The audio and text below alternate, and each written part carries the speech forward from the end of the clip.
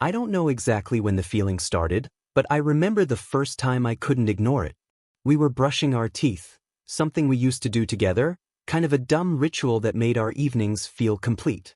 I cracked a joke about the toothpaste running out, and she didn't even smile. She didn't roll her eyes, didn't respond. She just kept brushing, staring at the mirror like I wasn't even there. That was when something shifted in my gut. But you don't accuse your wife of pulling away just because she didn't laugh at a joke. So I let it go. At least I tried to. The signs came in slow, like whispers. She started working late more often. That alone wasn't weird. Jenna had always been ambitious, always had some deadline or pitch or client emergency. But it was the way she talked about it that started to feel rehearsed. Like she was reading from a script. Her stories about coworkers got vaguer. No more mentions of specific people, just we and the team. If I asked who was, she'd get annoyed, say I was prying. Once she snapped, "It's not like you care anyway." That stung. Then came the phone behavior. That was harder to ignore. She used to leave her phone face up on the coffee table or plugged in by the kitchen while we ate. Now it was always with her. In her pocket. In the bathroom.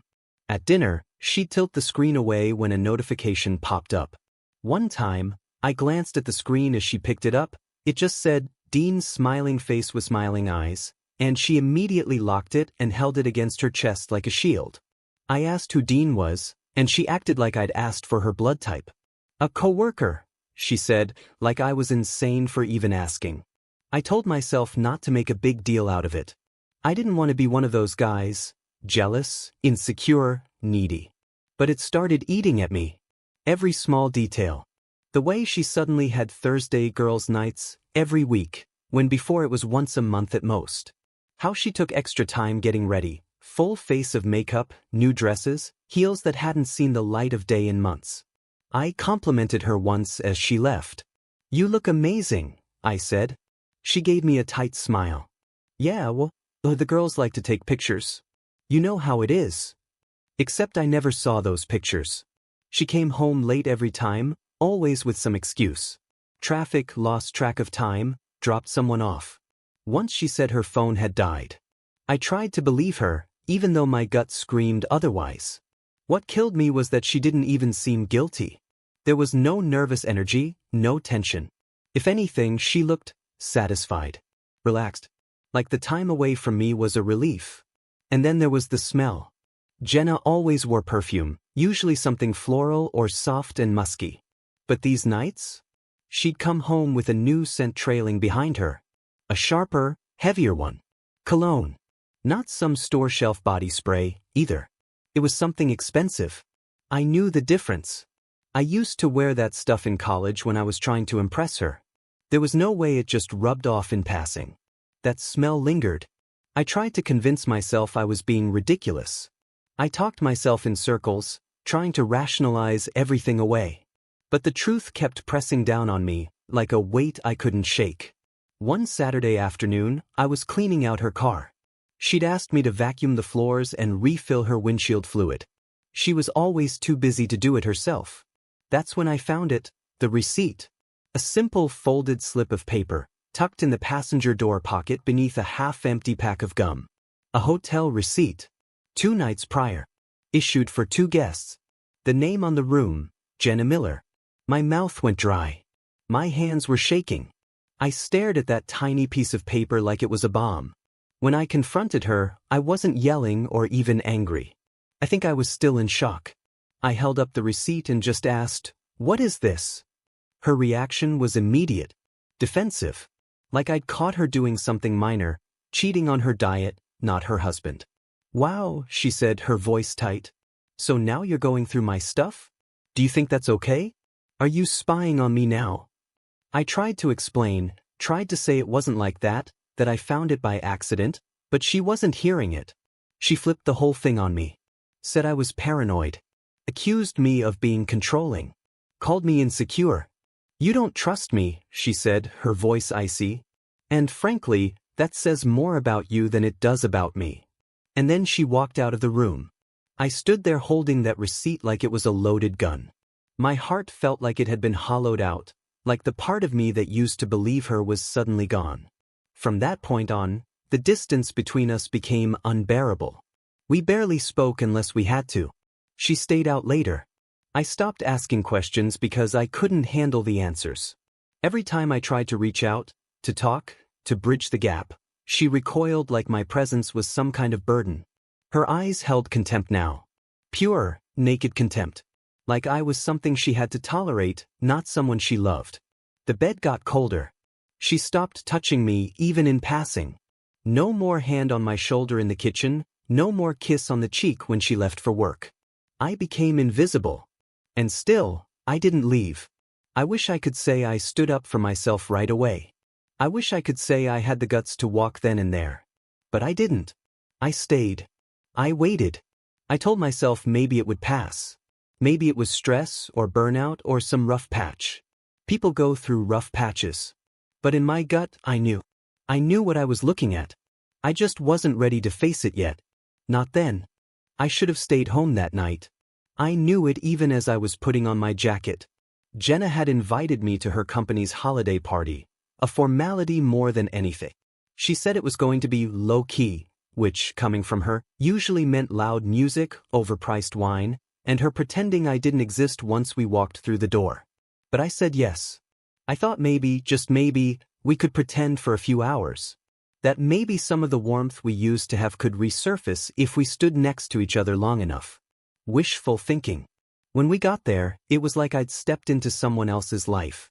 The place was a high-end rooftop bar downtown, dressed up with string lights and fake snow, jazz music playing from hidden speakers. I don't know why I was surprised. It was exactly Jenna's kind of scene, polished, curated, and dripping with people who talked like they were always pitching something. She made a beeline for her coworkers, introducing me in that clipped, distracted way that made it clear I was just an accessory. "This is Chris," she said once, without even glancing in my direction. Not my husband, not my partner. Just Chris. Then there was Dean. I'd heard the name before. He was just a guy on her team, someone she mentioned offhand when she talked about late nights at the office. The first time she brought him up, I remember her saying, "Dean's kind of green, but he means well." That was 6 months ago. Now, watching them together, I understood exactly how well he meant. The second she saw him, her whole demeanor changed. It was like a switch flipped. She laughed, loudly, too loudly, and leaned into his arm like it was second nature. He had this confident, smirking expression I wanted to slap off his face. He was younger, mid-20s maybe, tall with that annoying, "I just got promoted" energy. He wasn't even trying to hide the way he looked at her. And Jenna? She practically glowed under his attention. I tried not to stare, tried to engage with the other people at the party, but my eyes kept drifting back to them. Every time I looked, she was touching him, his elbow, his shoulder, even his tie at one point like she was fixing it. Meanwhile, I was standing there like a damn ghost. At one point I walked over, tried to join the conversation. Jenna didn't even acknowledge me. She kept talking to Dean like I wasn't there, her body angled away from me, her smile only for him. He glanced at me once and gave a polite nod, but it felt more like a dismissal than a greeting. I stayed for maybe another half hour, nursing a drink I didn't even want. The party was buzzing, but I felt completely alone. Everyone seemed to know. That's what killed me. The way some people looked at me, like they pitied me. I caught one woman giving Jenna a tight smile and then turning to whisper something to the person next to her. It hit me all at once. They'd seen this dynamic before. This wasn't new. I was just the last one to get the memo. As the night wore on, Jenna got bolder. She wasn't drunk. No, she was very much in control, but she was riding some wave of adrenaline that made her louder, sharper. At one point, she walked past me with Dean and didn't even stop. "I'll be right back," she said over her shoulder, barely loud enough for me to hear. I watched them disappear down the hallway that led to the private suites the venue offered for guests. I didn't follow. I just stood there, the music thudding in my ears, staring at the hallway like something might come out of it that could make this feel less humiliating. They were gone for 20 minutes. When she came back, her lipstick was smudged. That was the moment I detached. It didn't happen with a scream or a dramatic exit. Something in me just shut off. I watched her laughing with her friends like nothing had happened. Like I hadn't just watched her disappear with another man while wearing a ring I bought her. We left about an hour later. I didn't say a word the whole ride home. The city lights rolled past the window as I drove, and Jenna, clearly buzzed, was humming some song under her breath. Like she was genuinely, deeply content. Not a care in the world. Like the man next to her wasn't slowly unraveling. As we pulled into the driveway, she turned to me and said, "Dean's crashing at ours tonight. It's late and icy." I told him it was fine. I stared at her, waiting for her to say she was kidding. But she wasn't. She unbuckled her seatbelt and stepped out of the car without another word. I don't know what expression I had on my face at that moment, but I remember the feeling numb. Like my emotions had overloaded and short-circuited. I followed them into the house. Jenna went straight to the kitchen to grab wine. Dean settled onto the couch like he belonged there. I walked to the office and shut the door. I sat in the dark for a long time, listening to the muffled sounds of laughter and glasses clinking on the other side of the wall. At one point, I pressed my ear against the door, trying to make out their words. But all I could hear was the occasional burst of laughter from Jenna. I hadn't heard her laugh like that in months. That night, I didn't sleep. I lay on the couch in the office, staring at the ceiling, waiting for something, maybe for the door to open, maybe for Jenna to realize what she was doing. But she never came. No apology. No check-in. No explanation. Just silence. The kind of silence that says everything. I didn't sleep that night. I don't think I even closed my eyes. The house was dead quiet, but I could hear everything. The creak of the couch springs. The muffled pop of the wine bottle opening. Their low voices drifting through the hallway. Laughter again. That was the worst part. That sound that used to make me feel like everything was okay, that laugh I used to live for, now made my skin crawl. It wasn't mine anymore. It hadn't been for a while. And hearing it from behind a closed door, with another man sitting in my living room, felt like I was being gutted slowly, silently. I lay on the office couch, staring at the ceiling fan. It wasn't even on, but I watched it anyway, like maybe the stillness would help calm me down. It didn't. Every now and then, I'd glance at the clock on my phone. 1:23 a.m. Then 2:47. Then 3:19. The longer the night stretched on, the more my mind spiraled. I thought about every moment that had led to this. Every ignored instinct. Every dismissed red flag. All the tiny, quiet ways Jenna had been pulling away from me for months, maybe even longer. I thought about how I used to know her better than anyone. How I could read her mood from the way she stirred her coffee or the way she set her bag down after work. And now I couldn't even recognize her. Around 5:30 in the morning, just as the sky started to lighten into that dull gray color it gets before sunrise, I heard something move. A low thud. Then fabric rustling. I froze. It wasn't coming from upstairs. It was downstairs. The living room. I sat up slowly, every part of me tense. My bare feet hit the cold floor and I stood, hesitant, unsure if I really wanted to know what I was walking into. But I had to. I couldn't play dumb anymore. The not knowing had become worse than anything I might see. The door creaked softly as I pushed it open. At first, I didn't see anything. Just the faint glow from the hallway lamp Jenna had forgotten to switch off. I stepped forward, heart pounding so hard it felt like it might shatter my ribs. And then I saw them. Jenna and Dean. On the couch. Wrapped in a blanket like a couple on vacation, not like two people who should have been anywhere but here. Her head rested against his chest, his arms slung over her like it belonged there. His shoes were off, lined up neatly by the coffee table. There were 2 empty wine glasses on the floor, a half-finished bottle next to them. They weren't asleep. That's what made it worse. Jenna's eyes opened as I entered the room. She looked at me. Not startled. Not embarrassed. Just cold. Like she'd been expecting me. Like I was the one out of place. She didn't sit up. Didn't cover herself. Didn't say a word. Dean didn't move either. He glanced at me once, quickly, then looked away like I was just another piece of furniture in the room. Neither of them said a single word. And I just stood there. Frozen. My hands were clenched without realizing it. My throat was dry. I opened my mouth, but nothing came out. No yelling. No questions. Nothing. Because what was there to say?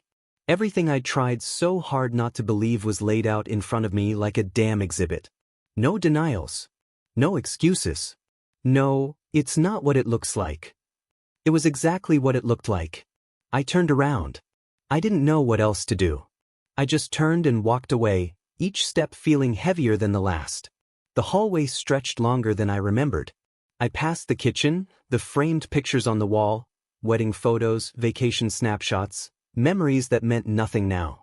I stopped in our bedroom, sat down on the edge of the bed, the same bed we used to share, and stared at the floor for a long time. Eventually, I stood and started packing. I didn't even think about it. I moved like a machine. One bag. Just the essentials. Clothes, laptop, toiletries. I didn't slam drawers or throw things. There was no dramatic storming out. Just quiet, deliberate motion. The kind that comes when you've finally accepted the truth you never wanted to see. I left the wedding ring on the nightstand. As I passed through the living room again, I didn't look at them. I kept my eyes straight ahead. I opened the front door. The morning air hit me like a slap, sharp and cold and sobering. And then I stepped outside. I didn't know where I was going. I didn't care. I just knew I couldn't stay in that house another second. Not with the smell of wine in the air. Not with her on that couch. Not with that silence. Because that silence? That was louder than any scream. I drove until I ran out of roads I recognized. No plan, no destination. Just me, the bag in the back seat, and a dull ringing in my ears that hadn't stopped since I walked out the front door. The sun was just starting to rise as I crossed the state line. I remember looking in the rearview mirror and thinking how strange it was that you could drive away from your whole life and it wouldn't even blink. The world didn't care. Nothing stopped. It took me 48 hours to disappear. I drained my half of the joint accounts first thing the next morning, every cent I was legally entitled to. I moved the money to a new bank under my name only. Then I called a lawyer, an old college buddy I hadn't spoken to in years, but someone I trusted. I gave him everything, dates, receipts, names, the whole story. I asked him to file for divorce immediately, no delays, no drawn-out back and forth. I told him to serve the papers to Jenna without warning. I want her to feel it, I said, like a door slamming shut. He didn't ask questions. Just said, I've got you, and got to work. I found a moving service online and arranged for my stuff to be packed up and put in storage. I told them not to tell Jenna anything. I left a key with my lawyer and made it clear she wouldn't be seeing me again. Then I turned off my phone. Permanently. No texts. No calls. No back and forth begging or gaslighting or revisionist history. No, can we talk? Or, it didn't mean anything. She could shout into the void all she wanted. I wouldn't be listening. In the days that followed, I quit my job. Just walked into my manager's office, handed him my resignation, and told him it was personal. He didn't press. I think he could tell I was running on fumes. I'd been at that company for 9 years, and I left with a handshake and a half-hearted, good luck. It felt fitting. I sold my car 2 days later. Bought a used SUV in cash. Something beat up and anonymous. I didn't want anyone to recognize me. I didn't want to recognize myself. I drove north. Somewhere quieter. Somewhere colder. Somewhere that didn't feel like her. I ended up in a small city in Washington. Not too big, not too small. Just enough fog and trees to keep everything hazy. I rented a 1-bedroom apartment under my mother's last name. Paid 3 months up front and told the landlord I didn't like visitors. He nodded and handed me the keys without saying a word. I got a job at a local community college teaching financial literacy. Nothing glamorous, but it paid the bills. Kept my head down. The students were mostly adults, single parents, immigrants, people who actually wanted to be there. They didn't ask about my past, and I didn't offer it. The anonymity was comforting, feeling even. I didn't set up social media. I didn't call our mutual friends. I didn't give anyone a forwarding address. As far as the world knew, I fell off the map. And I liked it that way. There was peace in the silence. No more second-guessing. No more obsessing over things I couldn't control. Just the quiet hum of a new life I was building from scratch. The gym became my church. I went every morning before work, rain or shine, sore or not. I lifted until my arms went numb. I ran until I forgot what her voice sounded like. It wasn't about revenge or getting ripped or whatever people think. It was about reclaiming something. My body, my time, my breath. For the first time in years, I ate meals without waiting for someone else to come home. I slept through the night without wondering who she was texting. I went to the grocery store and didn't have to pretend we were still a team. There were nights when the grief crept in. I won't lie. Nights when I'd wake up gasping from dreams where I was still in that house, still staring at that couch, still begging for her to look at me like she used to. I'd lie there drenched in sweat, heart racing, and remind myself, you left. You're safe now. You don't owe her a damn thing. And it helped. Not overnight. Not completely. But slowly, in pieces, I started feeling like a person again. There was no dramatic moment. No breakdown in the rain. Just small, quiet decisions. Every day, I chose to stay gone. Every day, I chose not to reach back into the fire that burned me. I never told anyone what really happened. Not the full story. I let people assume whatever they wanted. That I'd moved for a job. That I needed a fresh start. That it was one of those messy divorces no one likes to talk about. No one ever asked about Jenna. And I never offered her name. It happened on a rainy Thursday. I was sitting in a booth at this little diner near the college. One of those places where the coffee is bottomless and the server knows when you need quiet. I'd been grading papers, headphones in, zoning out to some ambient playlist I didn't even like. Just background noise to keep me from drifting too far into my own head. She walked in like she didn't want to be seen. Rain clung to her coat, her hair tied back messily, a tired look in her eyes that I recognized all too well. She didn't glance around. Just sat at the counter and ordered tea. I wouldn't have thought twice, honestly, but something about her felt familiar. Not in the literal sense. I'd never seen her before. But the way she sat, the way she seemed to shrink into herself, like she'd folded up everything soft just to make it through the day, that hit me somewhere deep. She left before I did. Quietly. I watched her go, didn't know why. The next week, she came in again. Same time. Same rain. We started with nods. Then small smiles. Then eventually she asked if I minded sharing the booth since the place was packed. I didn't. We didn't say much that first time. Just sat. Ate our food. She asked what I was grading. I told her. She laughed softly, really softly, and said, "That sounds peaceful." Her name was Rachel. She was an architect, or had been. Worked freelance now. Had a daughter, 9 years old, named Lily. She didn't mention a husband. I didn't ask. At first, it was just these random diner run-ins. Then she started bringing Lily sometimes, and we'd sit at the corner booth, coloring pages between us while I sipped coffee and answered homework questions about fractions and clouds. It wasn't sudden. That was the best part. There was no spark, no fire, no cinematic rush of passion. Just warmth. Safety. The feeling that I could be in a room with someone and not feel like I had to perform. She didn't pry. I didn't explain. We existed side by side, quietly, until the space between us didn't feel like space anymore. I met Lily officially after a few months, at a park near their apartment. She was shy at first. Clung to Rachel's arm like a security blanket. But eventually she warmed up. I pushed her on the swings. She made fun of my sneakers. By the time we left, she'd asked if I was going to come back next weekend. Said yes. I meant it. The first time Rachel invited me over, I stood on her porch with flowers and almost turned around. I hadn't been inside another woman's home since Jenna. The thought made me nauseous. But then the door opened, and there was Rachel in sweatpants, hair up, laughing because Lily had spilled juice all over the hallway. It was nothing like what I'd known. No performance. No pretending. Just life, raw and loud and beautifully imperfect. I told her about Jenna eventually. Not the whole story. Just enough. She didn't react the way I expected. No pity, no gasps. Just nodded and said, "People suck sometimes." That was it. She told me about her ex, too. A man who disappeared emotionally long before he physically left. We shared that in silence. When I proposed, it was quiet. No ring and champagne. No fireworks. Just us sitting by a lake, feet in the water, watching Lily collect rocks. I looked over and said, "I want to build something with you."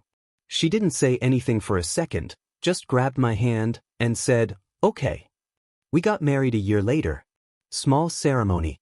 Just a few friends, a courthouse, and Lily in a white dress that matched Rachel's. She held both our hands and asked if she could call me Dad when she wanted to. I nearly lost it right there in front of the judge. We bought a little house outside the city. Nothing fancy. 2 bedrooms, 1 bathroom, a backyard full of dandelions and old garden tools left by the last owners. We painted the walls together. Built bookshelves. Argued over tile colors. Every inch of it felt earned. Some days, when I hear Rachel humming in the kitchen or Lily laughing in her room, I forget how broken I once was. Not because it didn't matter, but because it finally stopped defining me. But the past has a way of trying to claw its way back in. One morning, I found an envelope in our mailbox. No return address. Inside was a single sheet of paper, handwritten in that tight, sharp handwriting I'd memorized long ago. "You always were dramatic." That was it. No name. No signature. But I knew. I knew exactly who it was from. I stood there on the porch, staring at the words like they were meant to undo everything I'd rebuilt. Like one little sentence could drag me back under. I went inside, tossed the note in the sink, lit a match, and watched it curl into ash. Rachel called from the kitchen, asking if I wanted eggs or toast. "Both," I said. And just like that, it was gone. The past was behind me. And this time it was going to stay there.